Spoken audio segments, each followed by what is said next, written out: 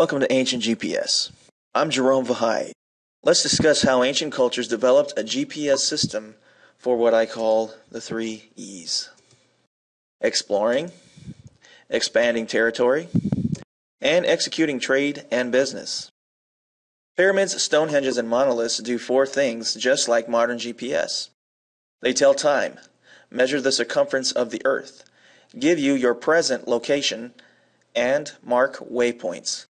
This was to make it easy to explore, trade stuff, and move armies around. This is only a small part of my research. I cut it down to make it simpler, to talk about timelines, the math formulas, the map pictures, and also similarities between faraway cultures. Here's a simple timeline to show that Egypt was where this all started. Stonehenge was next. There are many other pyramids and stone structures built in between. Then Central America begins to develop pyramids as well. Polynesia after that, and then finally in Asia. Remember that the 4 things that makes these structures like a modern-day GPS device is that they can calculate time like clocks, can calculate the circumference of the earth, can give your position and location on the planet, and finally, they mark a waypoint that can lead you to other markers, other pyramids, other Stonehenges, and point you back to your point of origin and where you started. To go from point A to point B, the shortest distance on a sphere is to travel the arc of a great circle. This is very easy when traveling north and south and east to west. But as soon as you start to travel in a diagonal of northwest to southwest, you run into problems. How do you set your bearings in relation to true north, or to the sun, or to the stars? How can you do this without constantly changing your bearings? The answer to that is what is called a loxodrome, or a rhumb line. This is an easier way to set your bearings by facing true north and orienting your body at an angle where your destination lies and just continuing on that same path. The pyramids of Giza perform all of these 4 functions, but I'm not going to focus on calculating time. I'm just going to focus on calculating the circumference of the earth with the pyramids of Giza and the loxodromes that plot courses from Giza to other pyramids. The math proof for this is used to describe falling objects. This math proof works perfectly for our needs with Stonehenges and pyramids. The 2 measurements that you need in order to use this equation are the measurement of the tip of the pyramid to the horizon. The second distance that you need is from the tip of the pyramid to a point on the earth. These 2 measurements can give you the diameter of the earth or the radius of the earth with this equation. From the tip of Giza at its true height to the horizon, the distance is 31.4 miles, which is very close to 10 times pi in miles. And the distance from the tip of the pyramid to the earth is only 481 feet. The required distance for the math proof to be accurate is 611.7 feet. This distance shows up on the Pyramid of Giza in 2 places. The first place that 611.7 feet shows up is in the length of the slant side from the tip of the pyramid to the base of the pyramid. The second place where this measurement appears is from the tip of the Pyramid of Giza at its true height to the very bottom chamber that is actually beneath the earth. So the distance from the tip of the pyramid to the floor of the unfinished room is also 611 feet. The Egyptians, of course, did not use pi.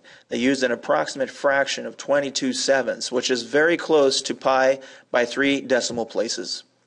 According to the Egyptians, the circumference of the earth would have been 174,240 pyramids of Giza wrapped around the equator. This calculation of how many pyramids is also very important because if you are to take 1/1,000,000th of that number, you would have a very close approximation to the sine of 1 degree. This is what makes it possible to calculate very close estimates of rotation and degrees without using trigonometry.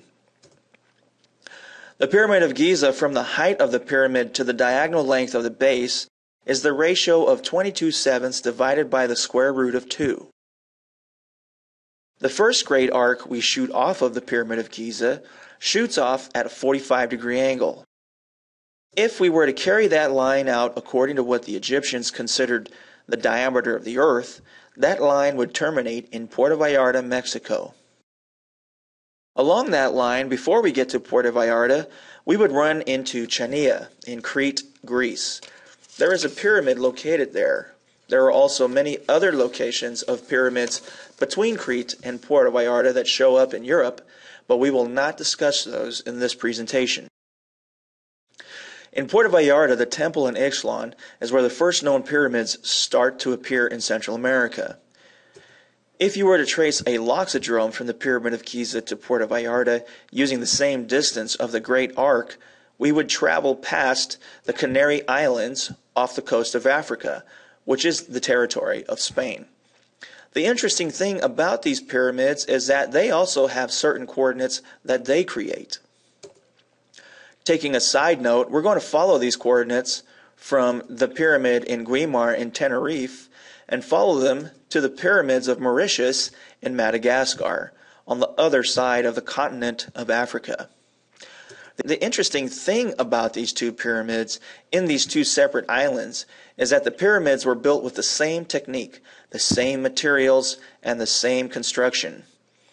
To show the unbroken line from Tenerife and Guimar, we zoom into a point where we have a stairwell that creates a little notch at the beginning of this pyramid, lines up with a second notch on the separate pyramid, and creates a line that points directly to two individual pyramids in Mauritius.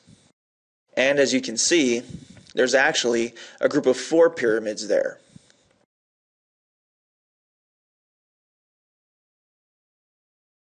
Two of the pyramids that do not show lines also lead to special locations, but we will not cover those locations in this presentation.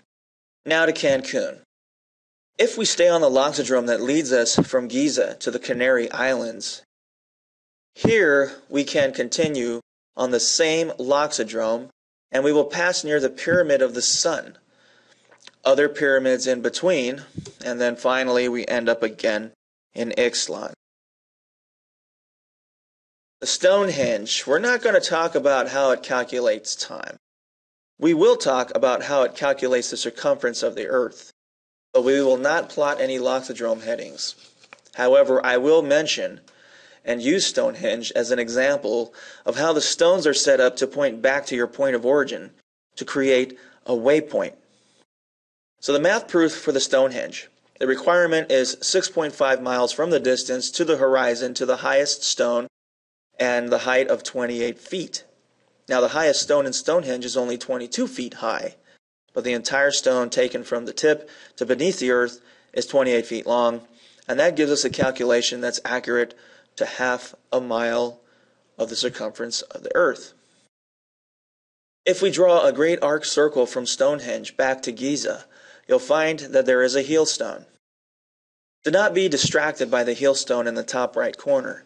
That is the heel stone that marks the spring equinox, I believe. Pay more attention to the second heel stone that's on the red line. That heel stone is unknown as to its purpose or why it is there. That heel stone, however, will take us on a straight, direct path, if followed, back to the Pyramid of Giza.